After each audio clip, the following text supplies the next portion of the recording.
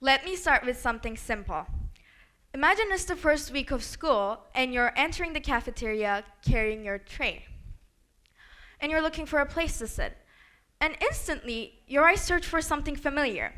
A friend from last year, someone from your class, someone who feels safe. And there it is, your usual table, your usual people, and your usual version of yourself. Now, imagine something else. There's another table, people you don't know. Different conversations, different energy. Maybe they speak a different language. You want to go there, but you feel a hesitation. The small voice that says, why risk it? Just sit where you belong. Now, I know that voice. I experienced the exact moment, but on a larger scale. When I first went abroad for a summer program, it was all the same. The city was very big, the pace of the city, the unspoken rules, the accents.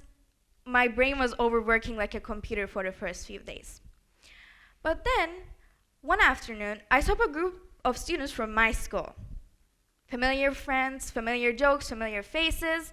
My brain immediately reacted safety, comfort, belonging. But a few steps away stood another group.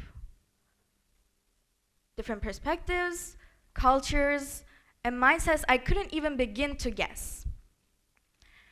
And I had to make a choice. I could either choose comfort or I could choose curiosity. And what I chose is very important to me because I actually realized that my curiosity was louder than my fear. Now, we live in the age of algorithms. Every morning, before we even wake up, an invisible system has already made decisions for us. What we will see, what we will laugh at, what we will feel outraged about. And these social media platforms don't ask what will expand this person's mind, but they ask what will keep this person here. And they do this by scoring engagement signals such as likes, comments, watch time, shares, rewatches. And if you like the video, you get more of it. If you share it, even better. And the equation quietly updates. And if you watch one video about productivity, here are 10 more. If you pause on a controversial video, you get a full feed of it. And it just returns into the back same thing. Because these algorithms prioritize familiarity over novelty. And over time, we keep getting the same worldview, same political angle, same aesthetic, same lifestyles reflected back at us again and again. And this repetition feels comfortable. It feels like the app actually gets you. But comfort is repetitive, and repetition is limiting. And these algorithms actually, because of the sameness, they cluster us into like-minded groups, and this actually has a name, homophilia, the tendency to connect with people who think like we do. And so we always start to think the same thing, but life is not an algorithm. You can't expect life to be created by feeds and algorithms. We're not optimized for sameness. We're meant to be exploring. We're meant to be optimized for exploring things. So you might be asking, okay, that sounds inspiring, but didn't we historically survive by staying with our tribe? Isn't this what we're wired for, staying with the familiar minds? Well, yes, historically, difference often meant danger, and our tribes were cautious of the tribe over the hill, and they survived by that. But survival is not the same as growth. And modern psychology tells a very different story about our brains. We often act like staying in familiar places is what we're wired for, that it's natural for us, that we're wired for that. But biology tells a different story. When we encounter something new, areas deep in the brain that release dopamine activate, the chemical that we associate with reward and motivation. And the neuroscientists have even studied this experiment with decision-making experiments using monkeys. And the results showed that when the dopamine levels were increasing, the monkeys consistently chose novel options over the familiar ones, even when the familiar option was slightly safer. And with this, the monkeys weren't just learning quick or they weren't confused about it. The exploring was chemically encouraged, actually. And with this, we can say that humans operate on the same system.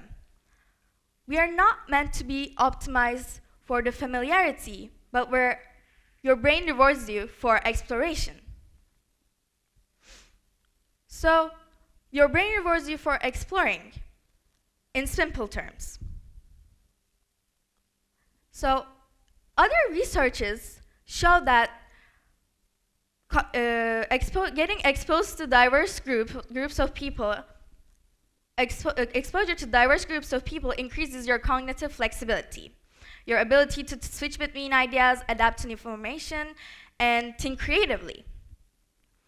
And in another research done by Entrepreneur Nation, it is said that diverse groups outperform the homogeneous ones while solving complex problems. Why? Because sameness creates blind spots. When everybody shares the same assumptions and the same backgrounds, nobody questions them. But when perspectives collide, friction happens. So we can say that creativity thrives on friction. Also, in social psychology, there were tests made that it actually says prejudice does not decrease through isolating ourselves, but it decreases through contact. They tested this idea by forming groups of people with no barriers. They had equal status, shared goals, cooperation, and equal institutional support. And the results showed that it wasn't just a learning facts about each other groups thing, but it was more emotional. Anxiety decreased, and anxiety decreased, their empathy increased, and most importantly, their brain reclassified them into us.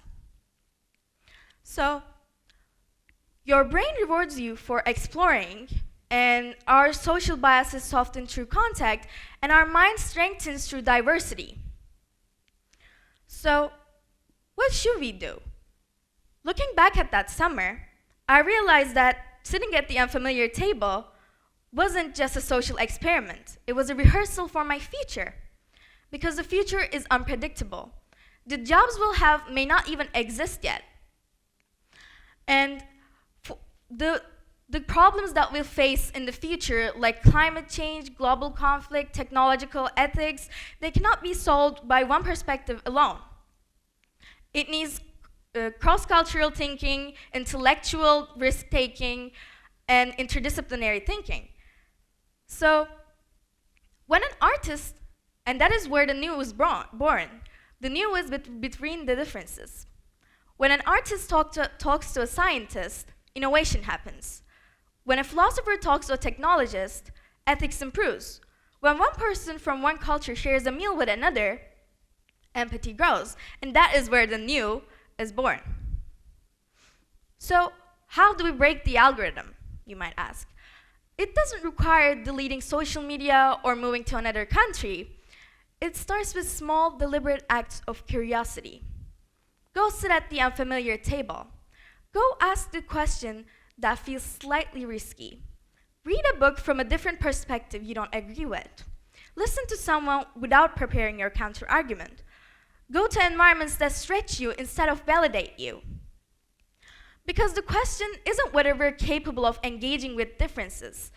The question is, in a world fully optimized for familiarity, will you choose exploration and novelty anyway? So the next time you enter your classroom, your workplace, or even the cafeteria, notice your instinct. Notice the pull towards safety. Acknowledge it, thank it, and then gently walk away. Because breaking the algorithm isn't about refusing comfort entirely, but it's about refusing to let comfort define your own limits. Thank you.